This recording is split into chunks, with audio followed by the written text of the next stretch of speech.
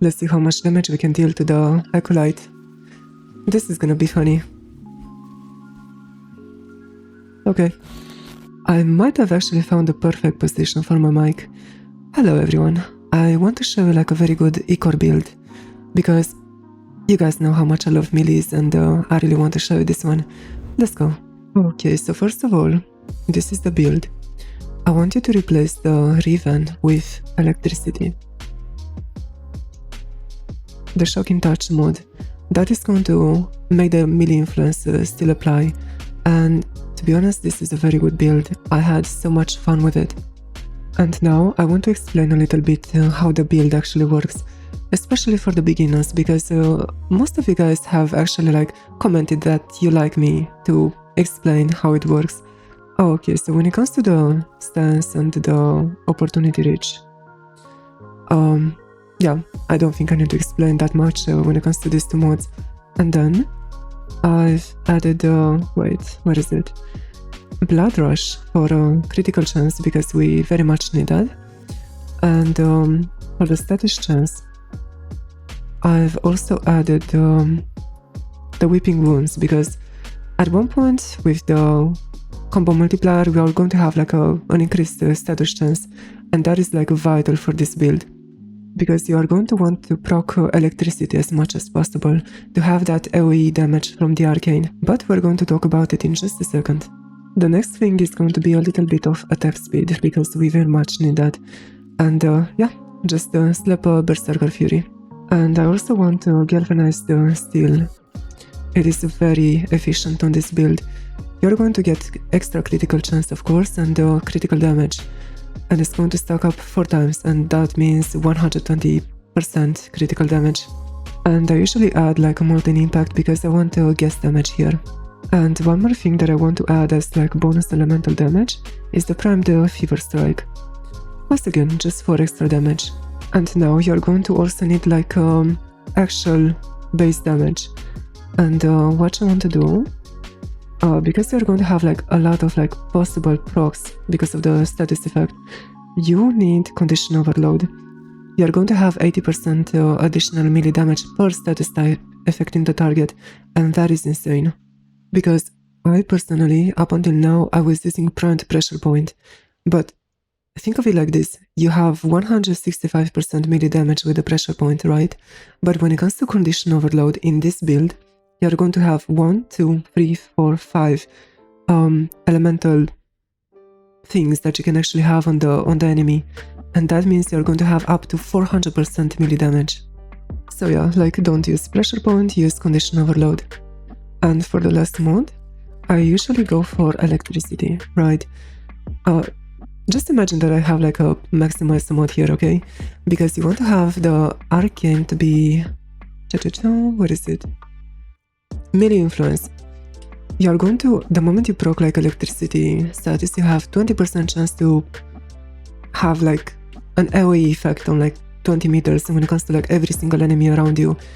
And that is insane. This is like very OP.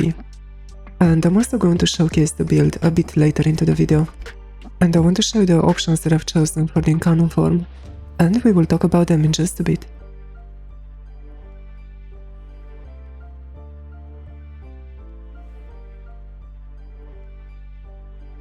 And I chose for the second evolution and for the third, the range and the attack speed instead of the combo counter and combo duration, because I'm using the Naramon.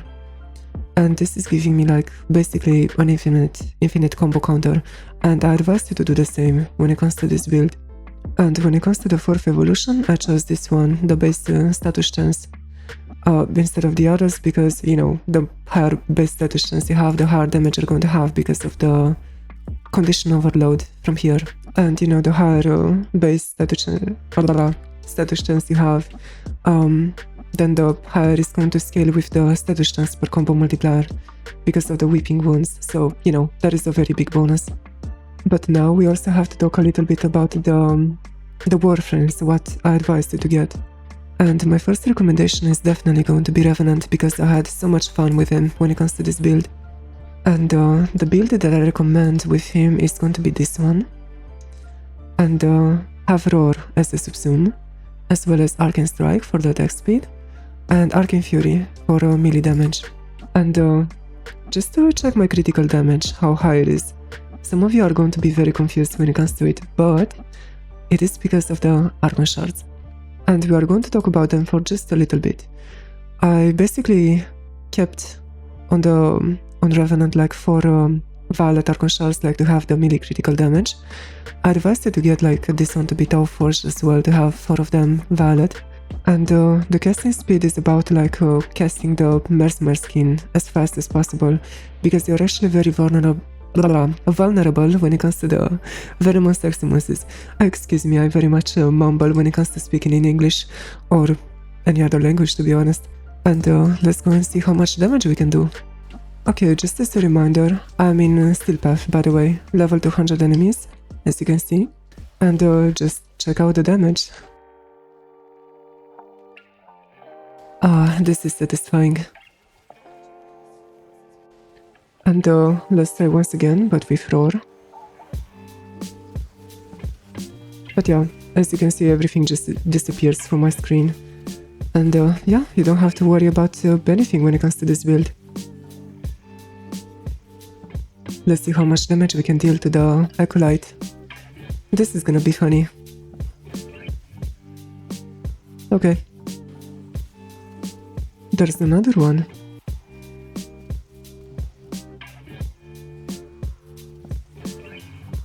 Yeah, okay. But if you guys don't enjoy the Revenant, I also have like a different approach to it.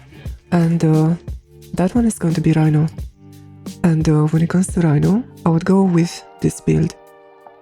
And I would personally go with Warcry as the subsume for more attack speed, and Eternal War to just not have to cast it anymore. And if you're going to put some Forma into this build, you can also put Power Drift here for ability strength. And let's try the damage on Rhino. You're basically going to have like more damage and as well as like more attack speed because of the Warcry, if you're going to use this build.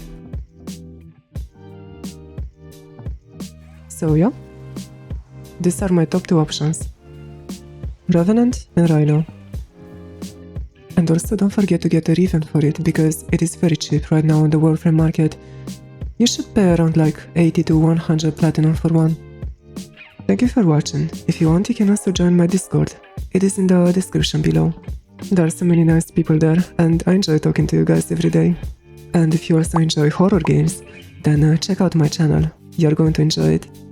Once again, thank you for watching, and if you enjoyed the content, then feel free to subscribe.